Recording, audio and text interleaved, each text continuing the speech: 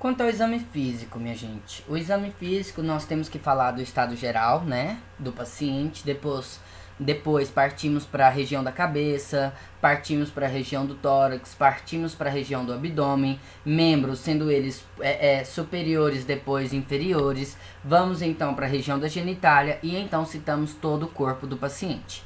Como vocês podem ver aqui, ó, tá discriminado detalhe por detalhe. Mas o exame físico, nós partimos em relatá-lo, caso faremos algum exame físico em algum paciente, examinamos da cabeça aos pés, tá? Começando sempre pelo estado geral do paciente, o estado como ele se encontra visivelmente falando, tá? A forma geral, consciência e tudo mais. Aí partimos para a região da cabeça, onde verificamos couro cabeludo, sobrancelha, olhos, mucosa ocular, ouvido, nariz, boca, dentição, mucosa bucal, pescoço e então vamos para o tórax. Verificamos toda a região do tórax, fazemos a ausculta, vamos para o abdômen, observamos toda a região do abdômen, se tem alguma incisão cirúrgica, se tem algum ferimento, se tem alguma coisa na região abdominal, se está distendido, se não está, se tem ruídos hidroaéreos. O que é ruídos hidroaéreos, professor? Barulhos no caso do peristaltismo intestinal, tá? O barulho que o intestino faz, que seria sons de bolhas até então.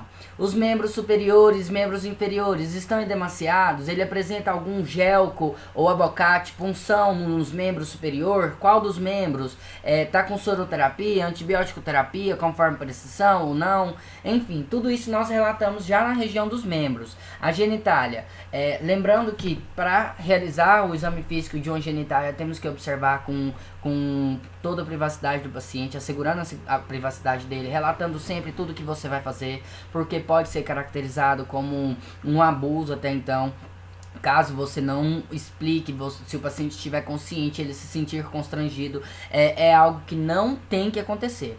Tudo e qualquer coisa que você vá fazer com o paciente, você tem que relatar. Olha, meu nome é tal, vou fazer tal coisa, vou fazer tal procedimento, vamos fazer assim, assim, assim, tendo que assegurar toda a privacidade do paciente, colocando biombos, enfim, assegurando até então a sua privacidade total, beleza?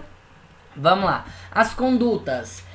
As condutas seria tudo que eu mexi, tudo que eu realizei no paciente. O posicionamento no leito, realizado, por exemplo, mudança de decúbito, colocando em posição lateral posição lateral direita, decúbito lateral esquerdo, enfim, tudo isso eu tenho que colocar. Ele está sob suporte ventilatório, ausente, ele está funcionado, qual membro que foi funcionado, qual o gelco que está funcionado, ele está com o uso de sonda vesical de demora, qual o número, foi injetado quantas ml de água destilada, refluiu diurese, quanto de diurese, foi coletada urina para EAS, não foi, foi instalado sonda nasentérica, qual o número dessa sonda, o teste deu positivo, aguarda radiografia de controle, sim, não, realizado com teste positivo, ok, foi coletado sangue para gasometria, então temos que relatar, realizado coleta de sangue arterial para gasometria conforme prescrição médica.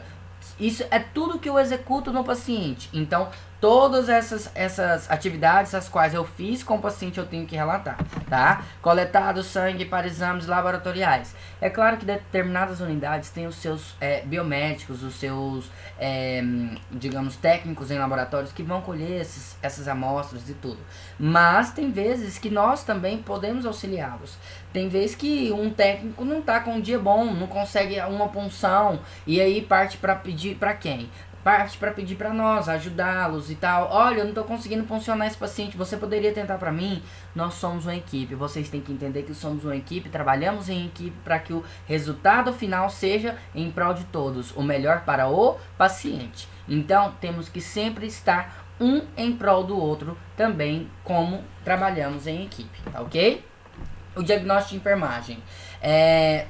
De acordo com o diagnóstico de enfermagem, temos que verificar aí, ó, o paciente tem risco de queda, o paciente tem integridade celular prejudicada, tem risco de pele prejudicada, risco de infecção, ventilação espontânea prejudicada, enfim. Só que o diagnóstico de enfermagem eu não quero que vocês foquem, mas eu trouxe para que vocês possam conhecer os tipos de diagnósticos de enfermagem presentes, sendo que existem inúmeros outros tipos, mas esses aí são alguns que eu trouxe para vocês conhecerem. Mas isso aqui não não se preocupa, eu não vou cobrar para vocês diagnóstico de enfermagem na prova de vocês, isso não tem nada a ver com a atuação de vocês em específico, mas eu preciso trazer para vocês entenderem o complexo de um relatório até então, tá? Tudo que está por trás de um relatório de enfermagem.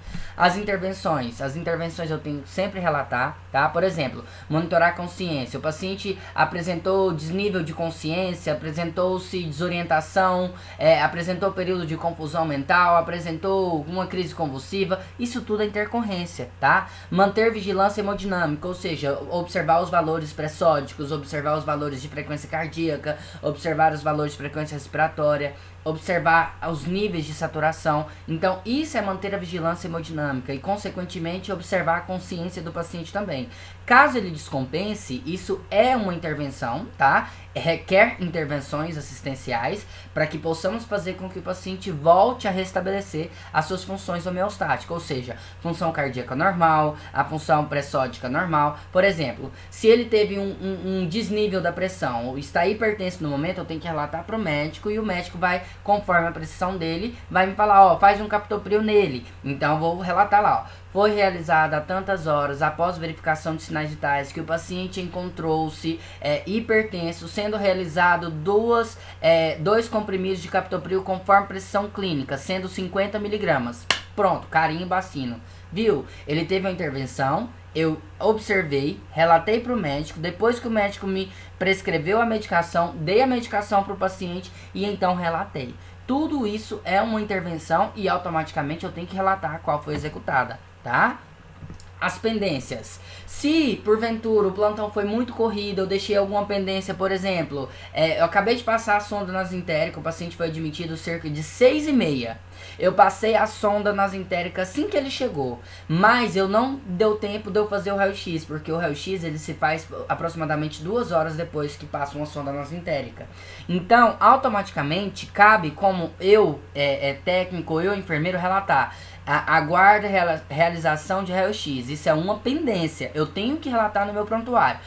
Realizada sondagem nasentérica às 16 horas e 45 minutos, aguardando realização de raio-x para confirmação de posicionamento da mesma. Ponto. Viu que foi uma pendência, mas eu tenho que deixar relatado que essa pendência está ativa, porque o próximo plantonista, ele tem que estar ciente dessas pendências e estar executando-as para que não fique pendente. Agora, se uma pendência ficar mais de, digamos, 24 horas, aí já seria negligência. Por exemplo, o paciente aguarda TC de crânio. Se durante as minhas 24 horas eu não conseguir levar esse paciente para uma tomografia de crânio, porque ele descompensou, ele teve uma queda no nível de consciência, enfim, e eu não consegui levar, tudo bem. Mas caso, por exemplo, o paciente está normalzinho, ele tinha pressão de tomografia já do dia, ele não teve nenhuma intercorrência, ficou estável o dia inteiro, mas eu tinha que ter levado ele para o raio-x, ou para a tomografia. E eu não levei. Aí é uma pendência que ficou e isso cabe penalização. Cabe penalização por negligência, a qual eu deveria ter realizado e não executei. Tá ok? E isso cabe até mesmo advertência e enfim, você ser penalizado por esse ato de negligência, de não ter executado o que estava prescrito conforme a prescrição. Tá ok? Vamos lá, os procedimentos. Todos os procedimentos que eu realizar no paciente também eu tenho que relatar. Por exemplo, o paciente foi admitido e tal. Relatei toda a admissão do paciente. Mas aí eu tive que fazer uma punção. O paciente estava muito sujo, eu tive que dar um banho nele porque ele estava muito sujo. Estava com ferimentos, eu tive que fazer um curativo. Então tem que relatar. O paciente, após a admissão, foi realizado banho em aspersão. O que seria um banho em aspersão? Banho no chuveiro. Um banho em aspersão realizado posteriormente, curativo sendo utilizado álcool 70, Dersane, faixa para enfaixamento, gases estéreis e não estéreis, enfim. Tudo que eu utilizei no local da ferida, sendo ela em membro inferior direito, mais precisamente em calcâneo, eu tenho que relatar tudo. Onde foi esse procedimento? Posteriormente foi realizado punção venosa periférica em membro superior direito, mais especificamente em veia cefálica, tá? E assim eu vou citando, vou relatando tudo. Utilizado o álcool 70, algodão e gel número 20, o mesmo encontrem soroterapia conforme prescrição médica e aguardem observação. Ponto. Terminei todos os meus procedimentos que eu fiz nele. Relatei tudo que eu fiz. Tá vendo que, sim, falando às vezes é até muito fácil, mas realmente colocar na ponta da caneta e escrever é um pouquinho complexo, mas isso vocês vão aprender com a prática. Isso se torna rotina, porque vocês trabalhando isso todos os dias, automaticamente vocês vão ver que isso aqui é a coisa mais fácil do mundo. Em primeira instância, nossa, é bicho de 7 cabeças. Mas depois que você pega a prática, é ótimo. Tá vendo aqui, ó, todos os procedimentos realizados. Depois que vocês vão ter tempo, vocês podem ler. Eu dei exemplos, tá? Que não condiz com esse exemplo aqui. Mas, enfim, vocês podem ler aqui exemplos de procedimentos executados conforme o paciente. Tá bom?